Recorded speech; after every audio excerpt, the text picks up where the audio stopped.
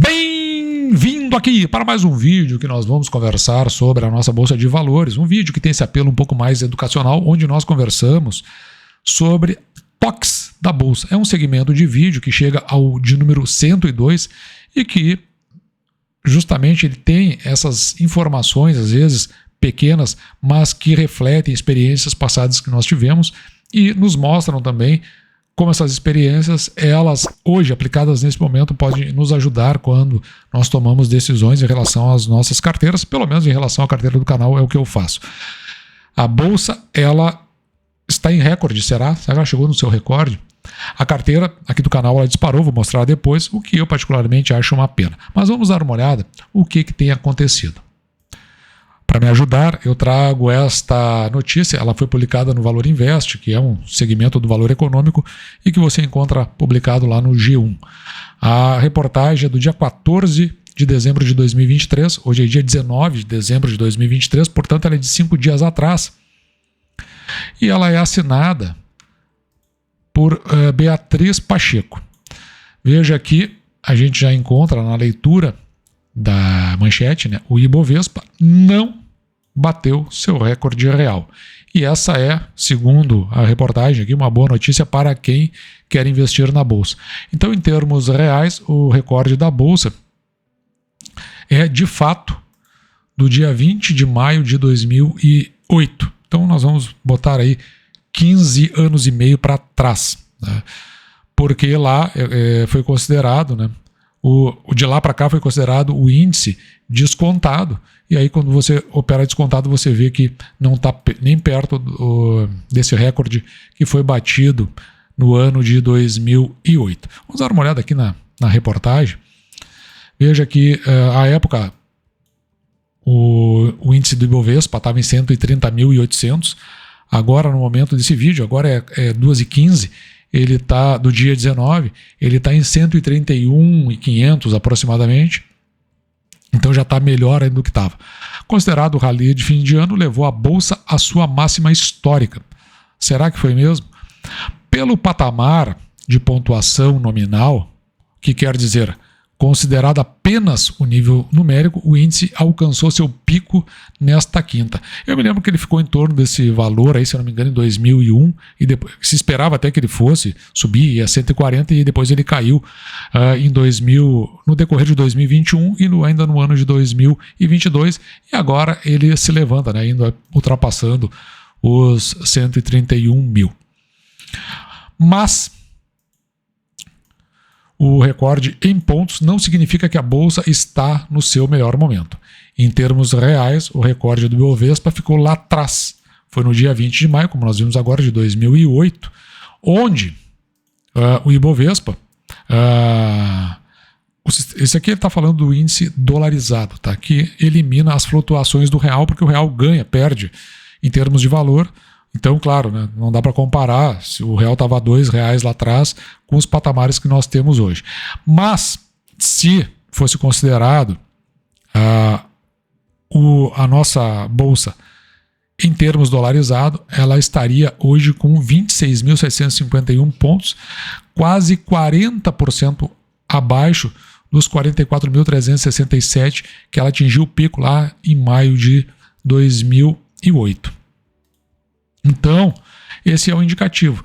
E aqui embaixo tem o gráfico que mostra isso. Se você olhar para cá, tem uma bolinha em roxo que mostra o nosso Ibovespa. Aqui nós estamos em 2008, teve aquela crise do subprime, ele cai, depois ele vem para 2020, dá aquela desabada no período pandêmico e depois ele volta a subir. Então você olha para cá, o Ibovespa está se comportando desse jeito. Quando você olha para o Ibovespa dolarizado, aqui está os 44 mil pontos que foram apontados aqui em cima na reportagem. Teve a queda aqui por conta do subprime, depois ele retorna em V, né? Mas depois o nosso Ibovespa, em termos reais, ele continua caindo, e agora ele tem esse indicativo assim, meio de queda, meio anda para o lado, respeitando, né, esses mesmos patamares de quase 8 anos aí que vem se comportando desta mesma maneira. Mas isso a gente está falando do Ibovespa dolarizado. Tem o Ibovespa quando ele é corrigido pelo IPCA. ou seja, descontada a inflação. Como é que eu sei que é assim? Veja aqui, ó. Em roxo está o Ibovespa e aqui está o Ibovespa ajustado. Veja que tem um númerozinho 1 aqui em cima, que é justamente o deflator. Então é descontada a inflação, que é a linha em azul. Mas aqui, o que tem de, pelo menos o que eu vejo aqui de interessante, eu vou deixar duas linhas marcadas. A primeira, essa de baixo aqui, eu vou colocar em vermelho. O Ibovespa, se você apontar de 2008 para cá, ele tem uma ascendente. E, no entanto, o Ibovespa ajustado, se nós considerarmos de 2008 para cá, ele tem uma descendente, mas veja que são duas curvas que elas estão se juntando. Quando essas duas curvas se juntam, a gente tem um entendimento justamente de uma de uma redução do índice inflacionário. Nesta proximidade, a gente começa a ver, pelo menos dentro do nosso mercado, uma posição mais real. E o que a gente vê aí é, na verdade, um Ibovespa, nesse momento, andando de forma lateralizada. Neste patamar, o que a gente consegue enxergar é que o valor das ações ele fica mais ajustado, evidentemente, né, descontado a inflação, e, consequentemente, o que a gente tem de expectativa justamente quando compra as nossas ações com finalidade de proventos, os proventos eles tendem a estar melhor ajustado ao preço das ações. Olhando aqui, ó, para a continuidade da reportagem, né, o ano de pico do Ibovespa é o que marca o segundo mandato do governo do PT lá atrás, onde riscos políticos e fiscais eram considerados sanados e a economia foi considerada pujante lá atrás. Um ano antes, a Bolsa registrou outro recorde, o de ofertas públicas iniciais, que são os IPOs. E segundo o Benjamin Graham, se você for ler o livro Investidor Inteligente, ali ele menciona isso, que quando começa a estourar o número de IPOs, ele fica muito crescente, é um indicativo de queda da Bolsa, justamente porque papéis ruins começam a entrar no mercado, ou seja, as ações estão supervalorizadas, pelo menos a interpretação dele. Naquela época foram 64 operações de estreia no nosso mercado, isso em 2007. No ano seguinte, a Bolsa afundou. Ainda em maio de 2008, agências globais classificavam o Brasil com o grau de investimento, que é o seguinte, é uma garantia de que se você coloca seu dinheiro no país, você consegue retirar esses valores. Mas essas agências aí, classificadoras, né, evidentemente, elas pagaram o seu pedágio. Por que isso? Vamos dar uma olhada aqui, ó. O capital estrangeiro que vinha fugindo de riscos de outros mercados jorrou aqui na Bolsa Brasileira naquele começo de ano, de 2008 aqui, para logo depois, veja isso aqui, ó, importante, quando tiver marcado em cinza é da reportagem, ou em negrito também é da reportagem, tá? Quando tiver marcado em verde fui eu que marquei. Então veja que em 2008 entrou o valor, mas aqui, ó, logo em seguida começou a desaparecer, cerca de meses depois. É uma coisa que a gente fica atento porque, na verdade, a gente pode pensar que há uma tendência de investidores internacionais, mas muitas vezes é apenas um posicionamento especulativo quando são vistas as oportunidades que parecem essas que estão surgindo hoje no nosso mercado. Aquele ano lá também foi o ano da crise do subprime, que marcou o segundo semestre de 2008 e virou o clima no cenário global. Em 15 de setembro de 2008, após o colapso do banco americano, o Lehman Brothers, que por essas agências globais de classificação era tido como top para fins de investimento. Então veja que desde lá eu olho, pelo menos, né, você chega à sua conclusão, eu olho para essas agências de avaliação de risco com muita desconfiança. Então, naquela época lá o pânico tomou conta e, evidentemente, as bolsas, elas, no geral, elas sucumbiram e não foi diferente com o Brasil. Só naquele ano, a Bolsa Brasileira caiu 44,42%, a maior queda desde 72, e eu acho que depois ela só perde para o período pandêmico. O que isso significa para os investimentos em bolsa? Esse recorde nominal não quer dizer que estamos chegando no momento mais propício para a realização dos lucros. Então, aqui eles vão falar muito em realização dos lucros. Isso aí vai acontecer em determinado momento. Então você presta atenção quando isso aí passar a acontecer, porque segundo o método que a gente conversa aqui no canal, é nesse momento que as ações elas vão voltar a se oferecer. E quem diz isso? Esse Lucas Ramos, ele é sócio da One Investimentos e ele se refere ao momento dessa venda, né, que os ativos estariam inflacionados com tamanha força de compra. E aí, claro, é o instante que ele considera aqui para ponto ideal de venda. Claro, aí eles têm as métricas deles aí, mas aqui eles deixam algumas coisas interessantes transparecerem, né? Veja aqui, ó. Na bolsa, ganhos com negociações de ações baseiam-se na lógica aquela lógica básica, né? Comprar na baixa, vende na alta. Eu nunca vi isso aí de fato acontecer, não sei se tem realmente algum proceder sobre isso, mas existe uma corrente de pensamento muito significativa nisso. Então, e ele entende que hoje esses valores estão mais altos. E aí vem a pergunta, né? Então por que ainda? Veja que eu marquei esse ainda, porque eu deixei o advérbio aqui destacado. Porque ainda vale a pena entrar no Ibovespa. Então, o Ramos, ele defende que o momento é de compra, ainda é o momento de compra de ativos. Porque, de maneira geral, a tendência para os papéis é a tendência de alta. Então, ainda vai continuar alta. E aqui vem a explicação dele, que é a parte que eu achei mais interessante de toda essa reportagem, né? O percentual de ativos do Ibovespa estão operando acima da média móvel. Eu já vou mostrar isso aqui. Para a ação nos últimos 200 períodos ou 200 pregões, que está próximo aqui de 80%. Isso aí pareceu confuso, mas eu vou explicar aqui. Ó. Veja bem. O percentual de ativos do Ibovespa, então são as empresas que estão sendo negociadas lá na Bolsa, elas estão operando acima da média móvel de preço. Então eles têm, cada um tem que individualizar, certo? Cada um tem o seu preço. E tem uma média móvel que eu já vou explicar o que ela é. 80% dessas empresas que estão operando acima, então 80% estão operando acima da média móvel. E isso, segundo a avaliação dele, significa que se está numa faixa de otimismo. Então, o mercado está otimista e quando está otimista, ele continua a comprar justamente porque ele tem uma visão, uma perspectiva positiva de futuro. Esse site aqui é do Clube dos Poupadores. Tá? Então, eu peguei o Ibovespa, o gráfico de cotação do Ibovespa. Você quer ver uma coisa? Tá vendo aqui, ó, esta linha roxa? Esta linha roxa é a média móvel. Nesse caso aqui é uma média móvel exponencial. Eu utilizo a média móvel aritmética, mas, bom, enfim. Eu acho que a questão aqui é que a média móvel ela está seguindo este caminho. Subindo essa curva aqui. Ó.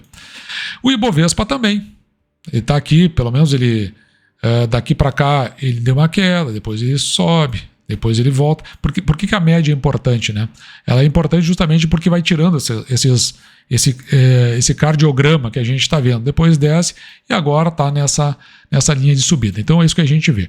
Quando a gente olha para a média móvel, você lembre-se que sempre a tendência de qualquer fenômeno é de regresso à média. E o que é o regresso à média? É esta batida aqui. Ó. Se ele está otimista, ele repica e volta a subir. Então, depois ele volta para a média e volta a subir. Por que ele utiliza a média móvel de 200 dias? Porque ela é suavizada. Se ele utilizar uma média mais curta, por exemplo, essa aqui é de 20 dias, essa de cima, pode ver que ela vai obedecendo subidas e descidas. Ela vai de acordo com o andamento de Ibovespa. Essa aqui é boa para a gente olhar no curto prazo, porque como a gente sabe que tem um regresso à média, quem opera no curto prazo, já sabe que em algum momento vai ter que voltar para perto da média. Se for um parâmetro de alta, né, um momento de alta, a maioria vai ficar acima da média. E a média móvel, aqui no caso aritmética, ou com maior tempo, ela é mais flat, ela é quase uma linha. Então, ela nos dá uma ideia de maior prazo e também nos dá uma posição melhor em relação ao comportamento que está tendo no mercado. Agora, quando eu olho para o Ibovespa dolarizado, já muda de figura. Veja que a média móvel, esta que é a roxa, ela está aqui, ó, essa linha flat que a gente está vendo aqui, que eu acabei de marcar. Então, aqui acontece o contrário. Nós tivemos aqui, aqui eu peguei os últimos 5 anos. E na outra, do Ibovespa também. Aqui a gente vê totalmente o contrário. Em vez da maioria estar para o lado de cima, isso aqui está do lado de baixo. E veja que a curva da média móvel exponencial, ela é o contrário, né? Ela é uma tendência de baixa, embora localmente aqui tenha estourado. Lembrando que aquilo que a gente viu, qual é a tendência? É sempre o regresso à média.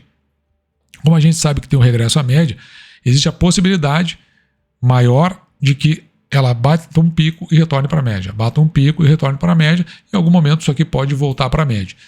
Eu não estou dizendo que vai, estou dizendo que é uma tendência. E em termos, a não ser, claro, né? Você pode ver que aqui, ó, bem aqui nessa ponta aqui, a gente vê que ela vai estourando cada vez mais reta, ainda que seja de baixa. Pode acontecer aqui um fenômeno de a curva voltar a se inclinar e aí começar a desenhar um caminho de alta, o que eu acho muito pouco provável dado o cenário como um todo. Então a maior tendência é exatamente que ela retorne aqui para a média, exatamente como aconteceu no passado. É o que eu estou vendo. Então esse é o momento que eu acredito as ações elas voltem a se oferecer.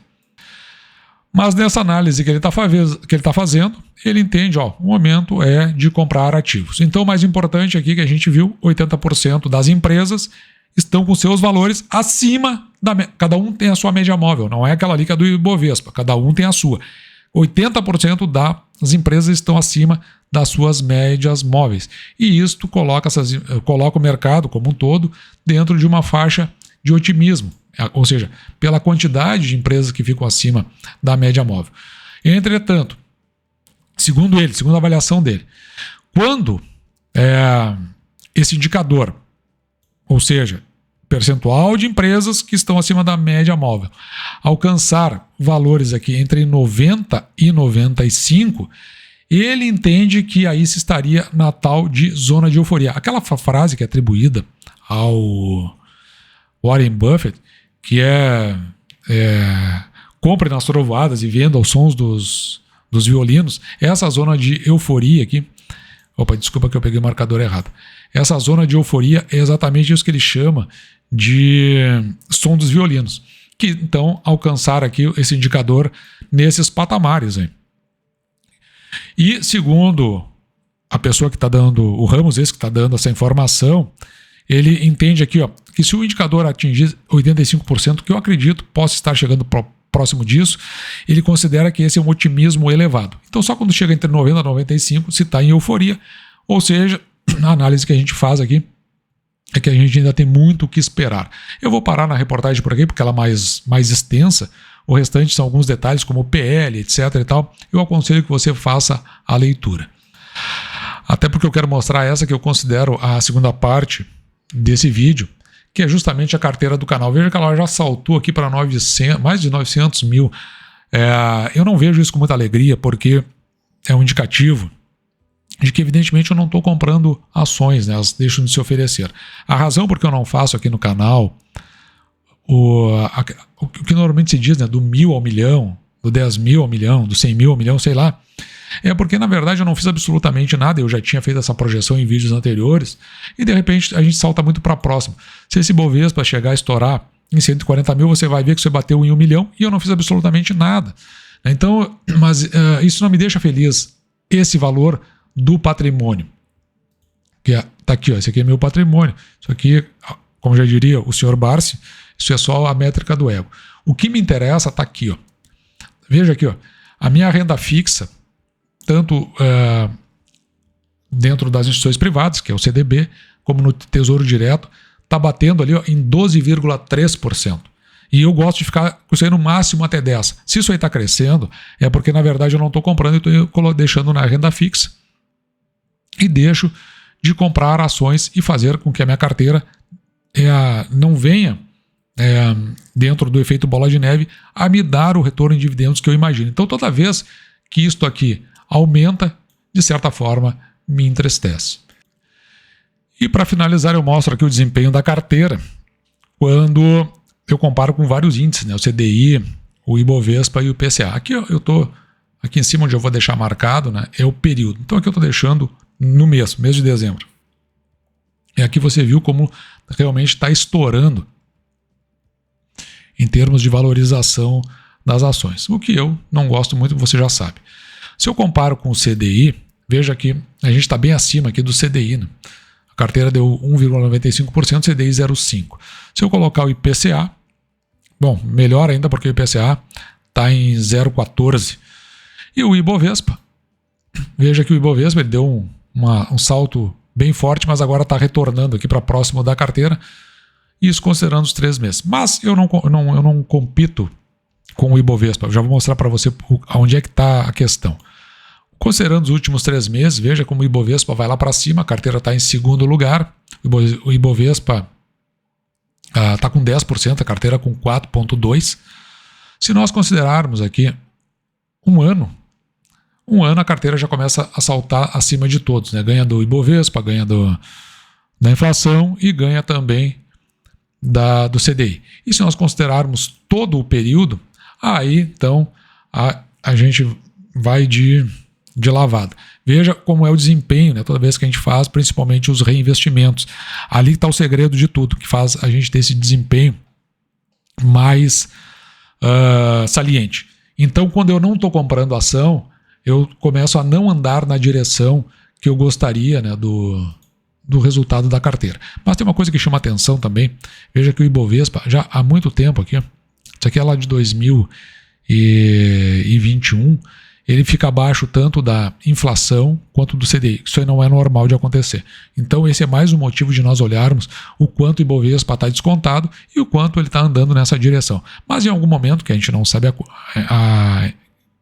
em que instante vai acontecer, ele precisa realizar. Então vai ser o momento que nós vamos retornar às compras. E aí nós temos então mais um vídeo que nós conversamos sobre a nossa bolsa de valores. Você viu agora como é que nós pensamos, né, no método do canal.